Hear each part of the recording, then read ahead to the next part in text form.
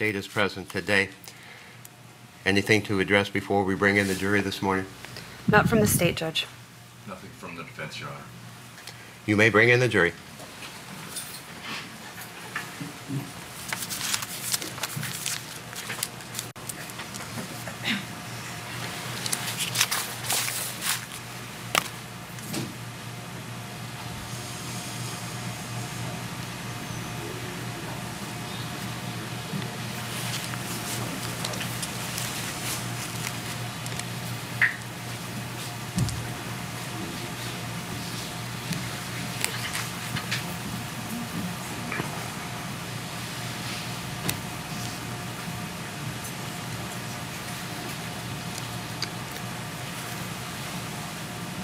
Thank you. Be seated, please.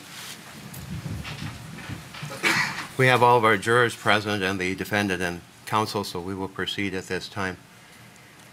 We have 14 jurors in the box, and I just want to make it clear on the record that we retain the two alternates. They are seated in the box but did not deliberate with the jury, but they heard all of the testimony evidence and are welcome to sit in the box to hear the verdict. Has the jury reached a verdict? Would the jury leader hand the jury's verdict to the bailiff, please?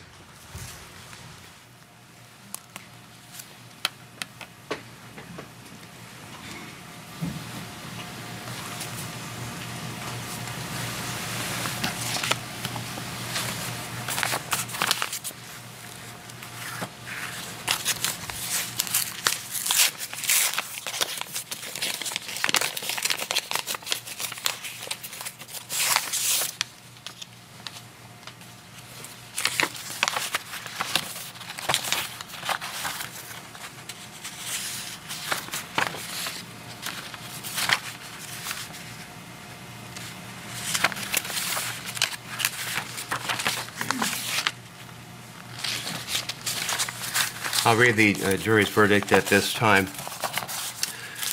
We, the jury, duly impaneled and sworn to try the above entitled action, do find the defendant, Chad Troll Isaak, number 1, as to the offense of murder of Lois Cobb as charged in count 1 of the information, guilty. Number 2, as to the offense of murder of William Cobb as charged in count 2 of the information, guilty. Question 3. As to the offense of murder of Adam Fuhrer, as charged in count 3 of the information, guilty. Number 4. As to the offense of murder of Robert Faulkner, as charged in count 4 of the information, guilty. Number 5. As to the offense of burglary, as charged in count 5 of the information, guilty. Question 5A. At the time the defendant committed the offense of burglary, was he armed with a firearm? Answer, yes. Question 6. As to the offense of unlawful entry into or concealment within a vehicle as charged in count 6 of the information, guilty. Question number 7. As to the offense of unauthorized use of a motor vehicle as charged in count 7 of the information, guilty. Dated this 20th day of August, 2021, and signed by the jury leader. Members of the jury, is this your unanimous verdict? Yes. Does either party wish to have the jurors polled? Not for the state, Your No, Honor. Your Honor.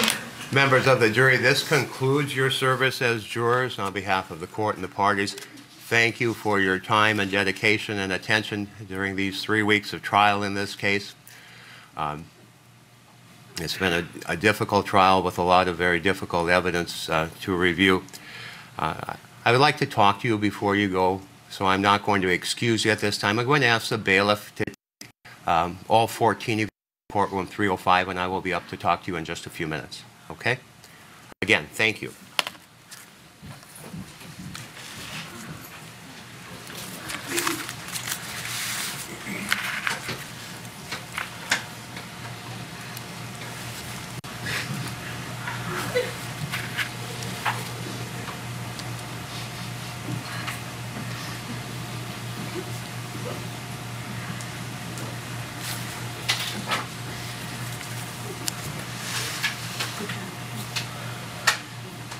Thank you. Be seated, please.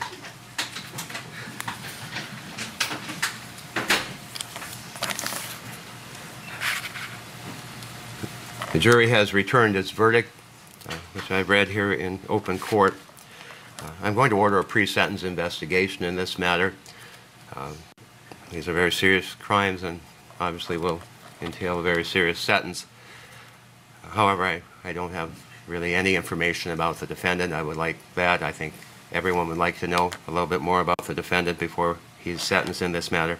I also think it gives us an opportunity for victim statements and also an opportunity for victims to testify at sentencing if they would like to do that. That may help with some closure, hopefully for some of the families in this case. So I will order a pre-sentence investigation. After that pre-sentence investigation has been completed, this matter will be scheduled for a sentencing hearing. Is there anything else either party would like to put on the record before we close the record in this case?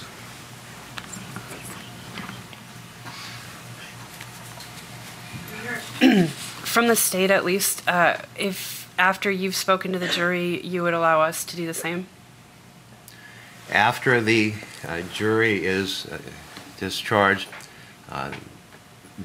you can speak to them. I'm going to tell them they can talk to you if they want to, and if they don't want to, they don't have to. And that goes for both parties, goes for the press, general public as well. They're no longer bound by the admonition. They can talk about the case amongst themselves or with anyone else, or not talk about it if they don't want to. They may or may not. I don't know. You know, again, it's been a difficult trial, a lot of difficult evidence to review. I'm not sure how they're going to react, so we're going to talk to them for a little bit and let them know they can talk or not talk. But yes, you can talk to them if they agree to talk to you afterwards. And Judge, that would just happen up in 305 or thereabouts? We're going to talk to them at 305 for a while. I'm not sure how long that's going to take. We have a counselor that's going to debrief them basically if they want to stay for that. It may take a period of time. Some may want to leave right away. They want to get home, so they may be trickling out. We're not going to force them to stay, but if they want to stay, they may be there even for an hour or two. But okay. But I'm going to talk to them. I'm not going to talk to them for an hour or two. I'm just going to talk to them for a few minutes, and then they can stay as long as they want to talk to the counselor. All right. Okay. Thank you, Judge. Nothing for us, Your Honor. Thank you. Okay. If there's nothing else to put on the record, we are adjourned. Thank you.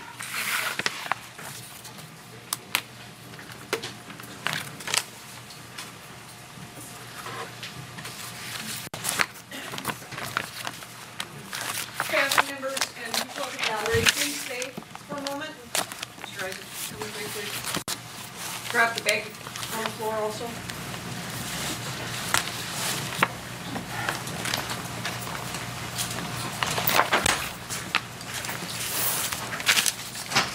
Thank you.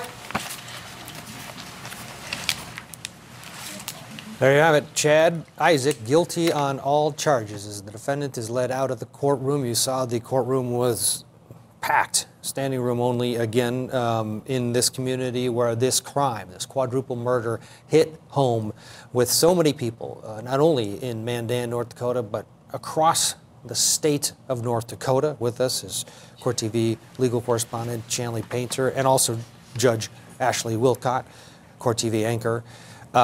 Chanley, as we look into the gallery, a lot of emotion on that stateside, tears being wiped, and this has been the case throughout. The emotion in this courtroom, help us understand the level that we're watching now and that you've seen over the past 2.5 weeks.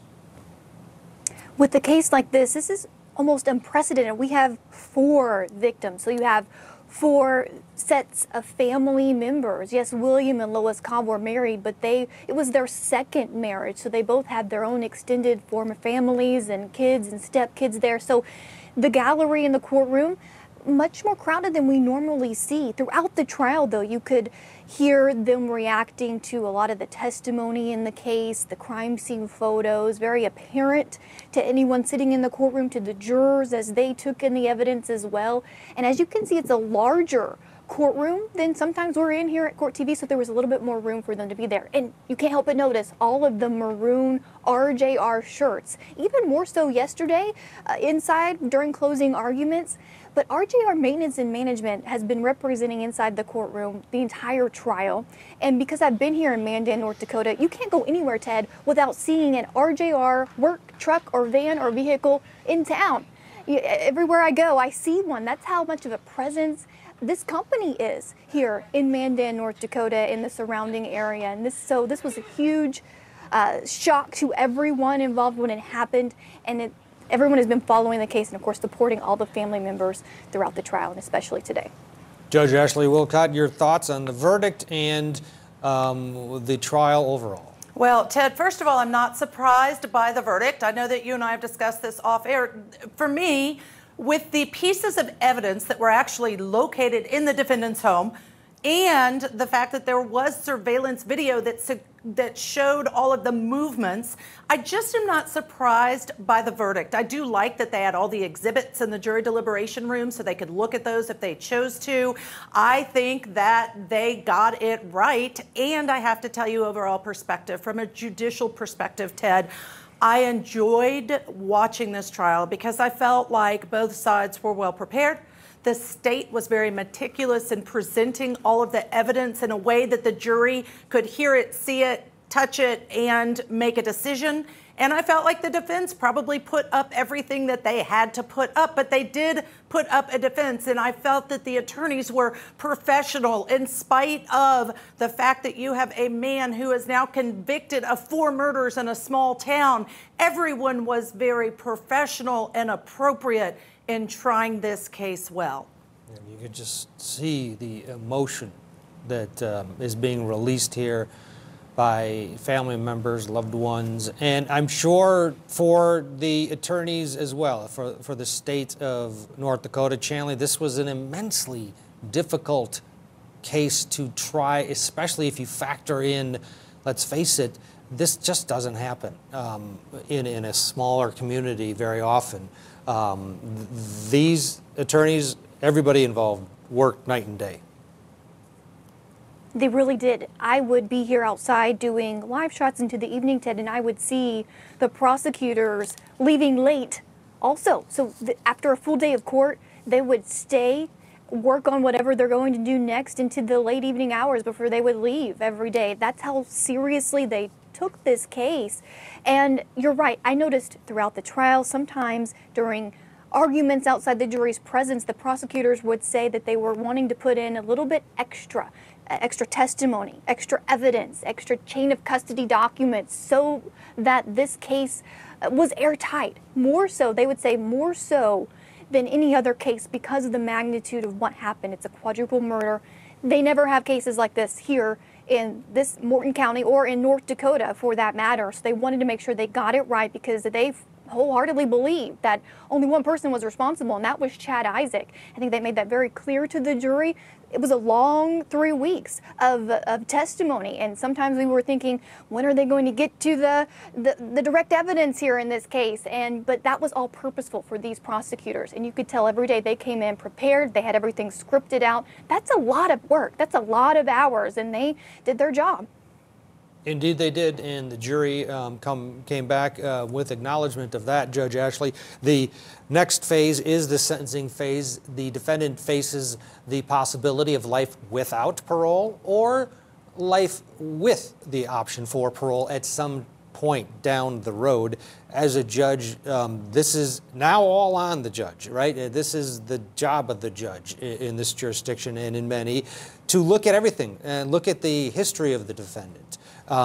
What goes into that decision-making process, and how much pressure is going to be on this judge given the magnitude of this case and the fact that there's going to be about 99% of North Dakota that wants the max? Absolutely. Now, I don't know of a single judge that does not take this responsibility very seriously.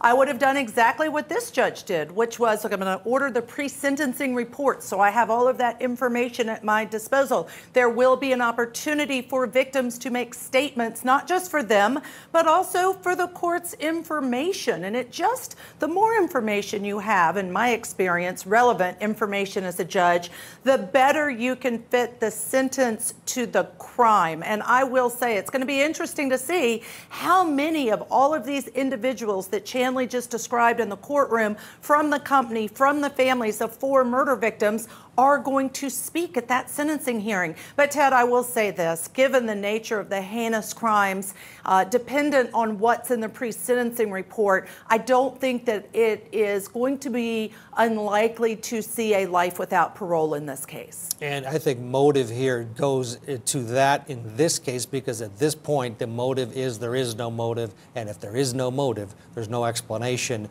There's no way a society wants an individual like that to be out on in any circumstance.